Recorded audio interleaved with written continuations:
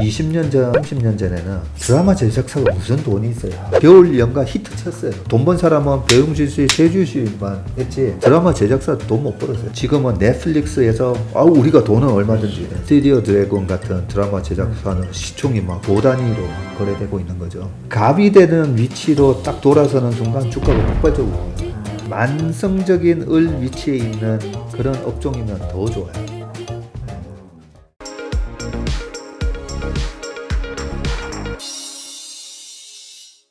과거 저희 인터뷰 통해서 좀 전에도 말씀하셨지만 주식을 발굴하는 비법 중에 하나로 52주 신고가쓰는 주식을 주목하라고 말씀을 하셨어요. 그래서 예를 들어서 이걸 본 어떤 이 시청자분들이 이걸 통해서 이제 시장을 주도하는 트렌드를 발굴을 하는 거죠.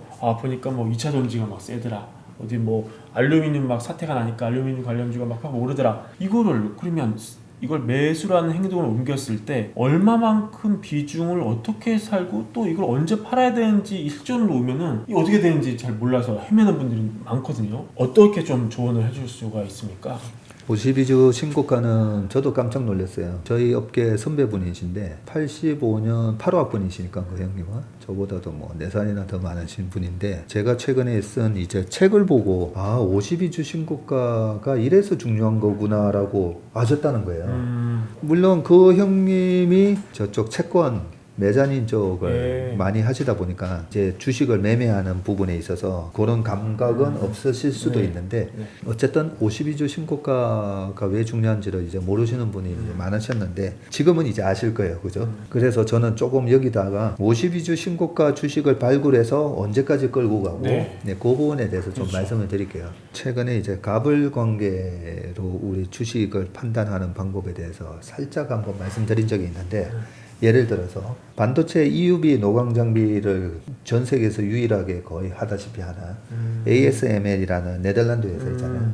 반도체 장비를 삼성전자, 하이닉스, TSMC한테 팔아먹어야 되잖아요. 팔아먹어야 되는데 오히려 팔아먹어야 되는 을인데 슈퍼갑 같은 을이잖아요. 그 노광 장비 1년에 한 200대 만드는 거 우리한테 좀 줘. 중국도 서로 가져가려고 그러고 을 같은 위치인데 갑이라는 거죠. 주가가 엄청 올랐어요. 그렇죠. 우리가 뭔가 투자를 할 때 갑과 을의 관계가 기업이 보면 막 변해요. 이제 해운사를 예를 들잖아요. HM 같은 경우에 그냥 현대상선이라고 옛날 이름으로 얘기할 거죠. 현대상선 한전해운 막 싸우면서 우리 쪽으로 좀 물량 좀 해주세요. 뭐 이렇게 영업했을 거잖아요. 근데 지금은 제발 우리 거 좀 컨테이너 한 2개만 좀 우리 거 좀 빼주면 안 돼? 우리 거 좀 제발 실어다 줘. 갑이 됐어요. 갑. 그렇죠. 갑이 되는 위치로 딱 돌아서는 순간 주가가 폭발적으로 올라가요. 만성적인 을 위치에 있는 그런 업종이면 더 좋아요. 엔터테인먼트 보세요. 드라마 제작사가 20년 전, 30년 전에는 드라마 제작사가 무슨 돈이 있어요. 좀 열악했죠. 그렇죠? KBS, SBS, MBC가 드라마 제작 예산 딱 짜가지고 이번에 드라마 수목 드라마 한번 만들어 볼래? 자, 입찰을 해요. 여러 드라마 제작사들이 와서 이번에 우리가 좀 해볼게요. 하잖아요. 을이잖아요. 을이니까 어떻게 돼요? 해외 판권은 우리가 가진다. 그래서 겨울 연가 히트 쳤어요. 배용준 씨랑 최여지우 씨 히트 쳐가지고 돈 번 사람은 배용준 씨, 최주 씨만 했지 드라마 제작사 돈 못 벌었어요. 해외 판권, 그 다음에 CD, DVD 관련된 거 전부 다 KBS가 갖고 있으니까. 그런 것처럼 갑이냐 을이냐에 따라서 히트를 치더라도 을 위치에 있느냐 갑이냐에 따라서 달라요. 그러다가 지금은 넷플릭스에서 우리가 돈은 얼마든지 내줄게. 드라마 재밌게만 만들어줘요. 그러면 그 드라마 제작사가 그래서 이제 그 스튜디오 드래곤 같은 드라마 제작사는 시총이 막 조 단위로 막 거래되고 있는 거죠. 그 정도의 이제 제작 파워가 있으니까. 그리고 그 드라마에 나오는 주연 배우가 돈을 다 가져가도록 계약서를 적어요. 왜 그러겠어요? 갑을 관계이기 때문에. 우리가 투자를 할 때 52주 신고가가 날 때 이 주식이 정말 진짜 상승인가 아닌가 실적으로도 평가를 해야 되지만 이 갑을 관계로 구조로 한번 점검을 해보면 굉장히 쉽게 답을 찾을 수가 있는 거죠. 공급 초과 상태에 있을 때는 수요자한테 가서 우리 거 제발 써주세요 한다 했잖아요. 근데 어떤 구조 조정이 이루어지고 났을 때는 제발 너네 거 우리한테 좀 납품해줘. 이런 관계로 변하는 경우가 꽤 많습니다. 꽤. 반도체로 얘기해 볼까요? 서버 투자가 막 한창일 때는 아우 반도체 제발 좀 가격 괜찮아 뭐 1불 하다가 2불 해도 2불도 괜찮아 우리한테 좀 줘. 예, 아마존하고 마이크로소프트랑 서로 경쟁하면서 우리 쪽을 더 늘리기 위해서 반도체 우리한테 좀 더 줘. 뭐 이런 상황이었었잖아요. 그러다가 지금은 약간 살짝 좀 바뀌어져 있죠 또. 그래서 똑같은 밴드 업체고 납품 업체라 하더라도 언제든지 이게 수요가 터져서 가불 관계가 바뀔 수도 있고 공급단에서 문제가 생겨서 가불 관계가 바뀔 수도 있거든요. 그렇게 좋은 태양광, LED, 디스플레이 등등 그 엄청나게 수요가 성장하는데 공급이 너무 많아져 버리니까 내가 갑인 줄 알았더니 다른 데서 중국에서 싼 제품 만들어서 저희가 더 좋은 가격으로 드릴게요 해버리면서 을로 바뀌어버리잖아요. 그래서 항상 52주 신고가 주식을 내가 쫓아가야 되는지 말아야 되는지는 가불관계로 보고 항공사 지금은 코로나 때문에 전화해도 언제든지 탈 수 네. 있어요. 내년 되면 아마 비행기 티켓 구하기 힘들 거야. 그럴 것 같아요 정말. 마치 딱 코로나 터지기 1년 전, 1년 반 전에는요. 우리나라 골프장, 네. 그 15호 가든 뭐 맞아, 그런 맞아, 골프장이 전화하면 회원이 아닌데도 부킹했었어요. 맞아. 회원이 아닌데도 어서 오세요. 근데 지금은 엄청난 슈퍼갑이 돼 있죠. 그렇죠. 감히 비회원이 부킹을 하려고 무슨 말도 안 되는 소리로 바뀌어 있어요. 그렇죠? 그러니까 회원권 가격이 3억까지 떨어졌다가 또 막 12억, 15억 가는 거예요. 가불 관계를 생각하는 버릇을 기르시기 바라겠습니다. 알겠습니다. 이게 조금 좀 어려운 얘기인데요. 그러니까 그럼 이런 좋은 주식을 좀 잘 사모으는 그런 좀 스킬도 있습니까? 좀 어렵긴 하죠. 예, 어렵기 때문에 네. 사람들이 잘 못하는 그렇죠. 스킬인데 네. 그래서 제가 이제 보초병을 보내놓으라고 하잖아요.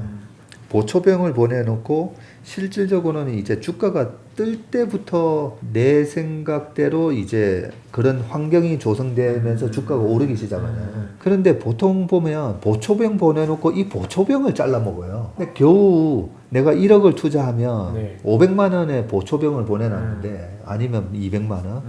근데 200만 원이 50% 수익 나서 네. 300이 되면 네. 그 100만 원 먹고 보초병을 좋다고 잘라버려요. 네. 아니 보초병을 왜 보내놨어요? 구원병을 더 보내고 이제 본진을 투입할까 해서 보내놓은 거잖아요. 예.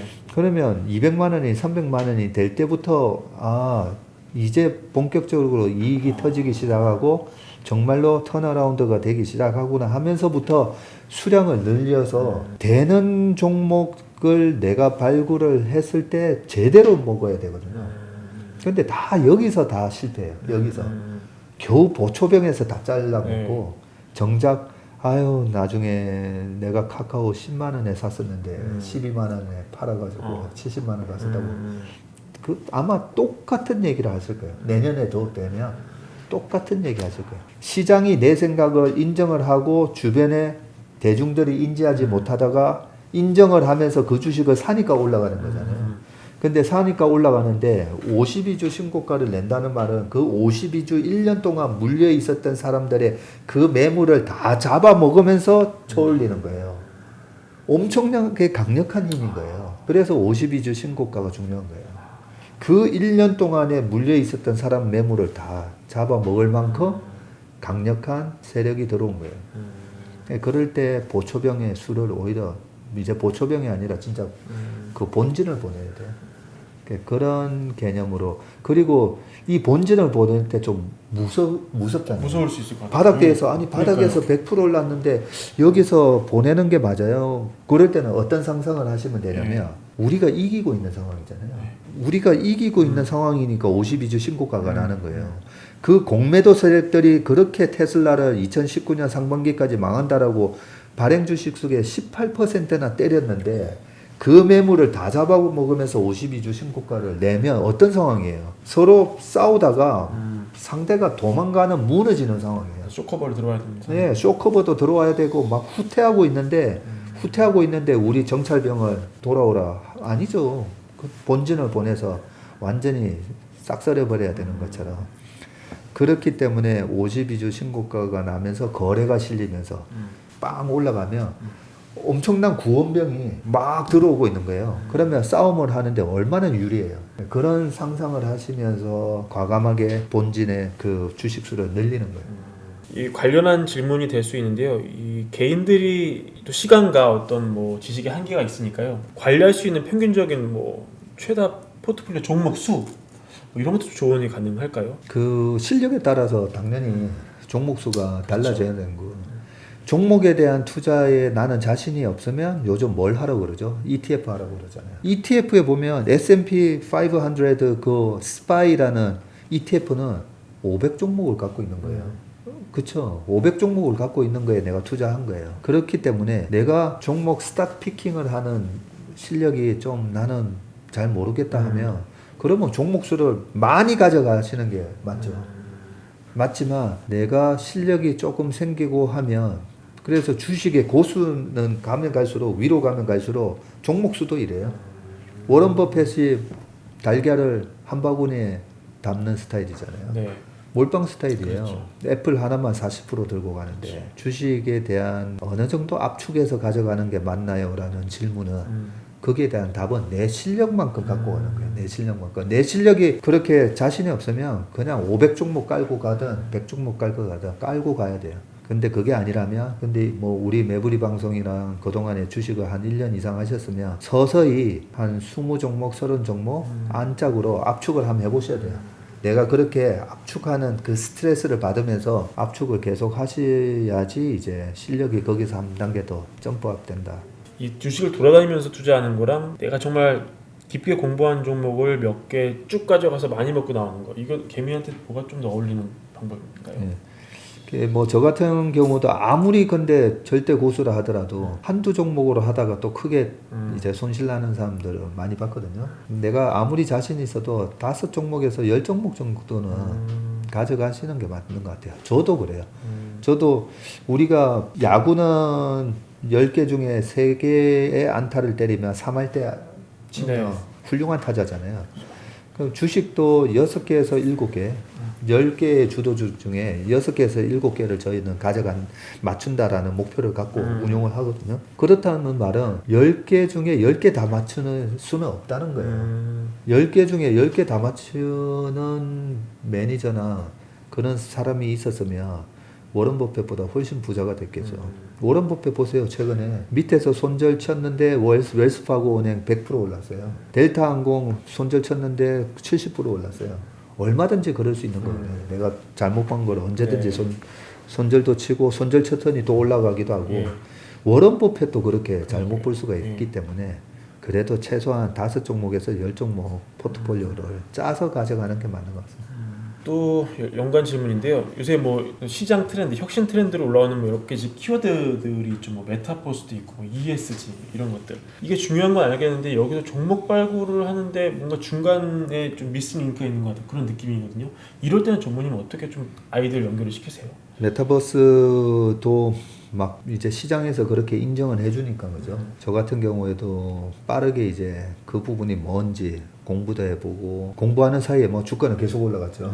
네. 그랬을 경우에 제가 판단을 내리는 거는 네. 요 메타버스 때문에 1, 2년 안에 실적이 나오는지 상상을 해보고 1, 2년 안에 실적이 나오는 게 아니라면 저는 과감하게 포기합니다.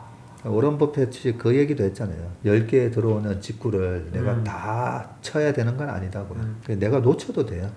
하지만 직구인지 변화구인지 애매한데 휘두를 필요는 없는 거죠. 예, 지나고 보면 직구였을 수는 있지만 내가 애매한데 휘두를 필요는 없거든요. 그래서 그 애매한 기준이 1, 2년 안에 실적이 나오는지 그 다음에 두 번째 가상화폐 같은 경우에 결국 제 생각이 틀렸어요. 2,800 갔다가 300만 원 갔다가 7,000만 원 가는 거예요. 내가 잘못 생각했네. 저는 시장이 더 똑똑하니까 비트코인에게는 내가 모르는 뭔가 가치가 있구나. 단지 그럼에도 제가 안 사는 이유는 내가 투자하는 자산의 변동성에 대해서 알고 투자해야 된다고. 지난번에 2,800만 원 갔다가 300만 원 가는 그런 변동성을 보여줬기 때문에 그런 변동성이 큰 자산이라면 저는 안 먹어도 돼요. 변동성이 심한 기업들 코스닥에 조그만 주식들 중에도 많잖아요. 그렇죠. 그런데 저희는 투자 철학이 변동성이 심한 주식으로 저희 고객들한테 스트레스를 주는 거는 그 고수익을 안 먹어도 좋다는 저희 철학을 갖고 있기 때문에 지금까지 보여준 거는 변동성이 너무 크구나. 1, 2년 안에 이익이 확실하게 나온다는 확신이 없으면 안 사고 변동성에 대한 부분이 나랑 맞지 않느냐 안 하고 그런 개념이고요. ESG는 기업한테 비용이고 부담이고 그런 부분인데 착한 기업이 결국은 또 잘 되기도 해요. 서로 간에 시너지가 나기 때문에 이거는 이제 선진국에서 만들어내는 하나의 진입장벽이라고 봅니다. ESG는. 결국은 개발도상국이 ESG 부분에 있어서 너네는 점수가 낮기 때문에 그래서 ESG를 지키는 선진국의 좋은 기업들끼리 서로 시너지를 주기 위한 그는 하나의 또 규제고 제도라고 생각하기 때문에 ESG를 체크를 하는 거는 맞는 것 같아요. 맞는 것 같은데 ESG를 잘 지킨다고 치자고요. 제가 네. 개인적으로 우리 홍 기자님에 네. 대해서 보다는 제가 ESG를 잘 그거랑 연봉이랑은 상관은 없는 거죠. 그죠? 예, 그래서 제일 중요한 거는 저는 ESG를 너무 과하게 보실 필요는 없는 것 같아요. 결국은 제일 중요한 거는 이 기업이 돈을 잘 버는 비즈니스를 하고 있는지가 중요한 거지. ESG 점수가 얼마인지 그거는 어느 정도 기업이 지켜야 될 하나의 규범이다라고만 생각하면 좋을 것 같습니다. 이 얼마 전에 이제 많은 분들이 고대하던 책도 이렇게 발굴을 하셨거든요. 투자의 본질이라는 책입니다. 그리고 하고 계신 사업도 곧 다시 시작을 이제 하시잖아요. 네. 그 두 개 좀 함께 소개를 좀 부탁드립니다.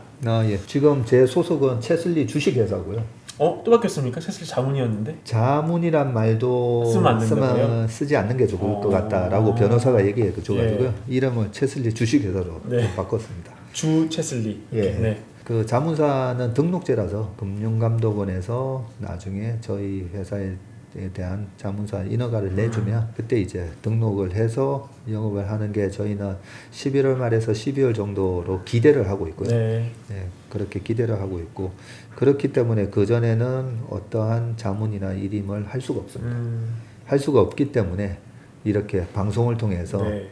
시장에 대한 비유라든지 어떤 식으로 지금은 대응을 네. 하는 마음가짐을 가지시는 게 좋을 것 같다. 뭐 이런 얘기를 지금 말씀드리고 쉬어야 되는 구간에는 우리가 뭘 하는 게 좋은가. 이 구간에도 전무님 한두 달 정도 뭐 사서 뭐 괜찮을 주식 없을까요? 네. 이런 얘기도 물어보시기는 하는데 라이센스가 없기 때문에 답을 못 해드립니다. 그런 거 답을 못하고 그 대신 제가 드리는 대답은 우리가 경제적 자유를 얻기 위해서 제가 책에서 이 현명한 투자, 행복한 투자라고 적혀 있잖아요. 네. 결국은 우리가 행복하자고 투자하는 거기 때문에 아직까지 불확실성이 아주 많은 이런 장에서 돈을 벌려고 애를 쓰는 것보다 우리가 경제적 자유를 얻고 나서 뭐 하실 건데요? 라고 물어보면 제가 좀 의미 있는 일 하고 싶었어요. 제가 하고 싶었던 일 하고 싶었어요. 라는 대답을 하시거든요. 네. 그래서 제가 지금 주식하지 마시고 그렇게 의미 있고 봉사하고 싶고 했던 일을 지금 하시라고 말씀드립니다.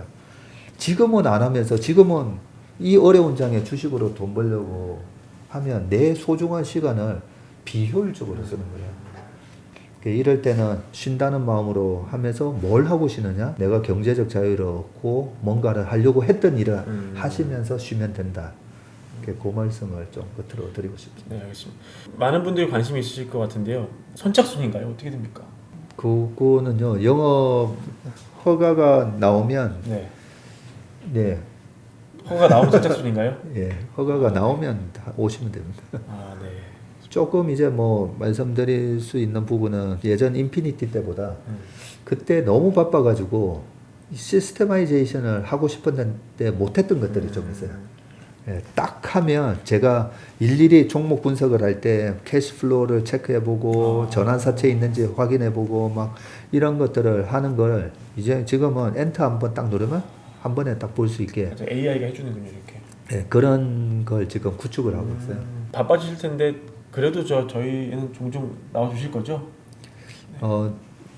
솔직히 말씀드리면 그 회사 허가가 떨어지면 방송은 최소 6개월 동안 안 할 생각입니다. 그래요? 네. 오늘 처음으로 말씀드리는데 네. 왜냐하면 본업이 이제 그렇죠. 우리 고객 자산을 관리해야 되는 업무가 본업이기 때문에 왜 저보고 뭐 유튜브를 따로 파서 안 하냐 제발 유튜브 만들어 달라고 그런 요청도 많지만 제 본업은 고객 돈을 안전하게 이제 수익을 내는 그런 게 본업이기 때문에 지금은 방송이 조금 많이 나오는 편인데요. 어려운 장이라서 또 많이 불러주셔서 그렇죠. 나오는 건데 그 영업이 시작하면 6개월 동안은 좀 안식년이라 좀 생각하고 네. 이해를 해주시기 바랍니다. 알겠습니다. 그럼 저희 영업하기 직전에 네. 마지막으로 6개월 쉬어가는 저 인터뷰 한번 모시고 네. 네, 그렇게 6개월 동안 또 제가 열심히 응원하겠습니다. 네. 마지막으로 한 번 더 나올게요. 네. 네. 마지막으로 한 번 더 나올게요. 우리 그래도 아직은 한 번 할 다음에 기약할 또 그게 남아있어 다행입니다. 다음 기회에 또 전문의 모시고 또 좋은 얘기 나누도록 하겠습니다. 네. 다음 올 때 그 제가 못한 뭐 투자 노하우나 이런 거 많이 대방출, 정리해서 오도록 하겠습니다. 네. 오늘은 영상 여기서 마무리하고요. 네, 오늘 시청해주셔서 감사합니다. 네, 감사합니다. 주택 마련 주식 대박 매불이 하나면 오케이입니다. 매불이 구독 누르시면 부자 됩니다. 좋아요 누르시면 더 부자 됩니다.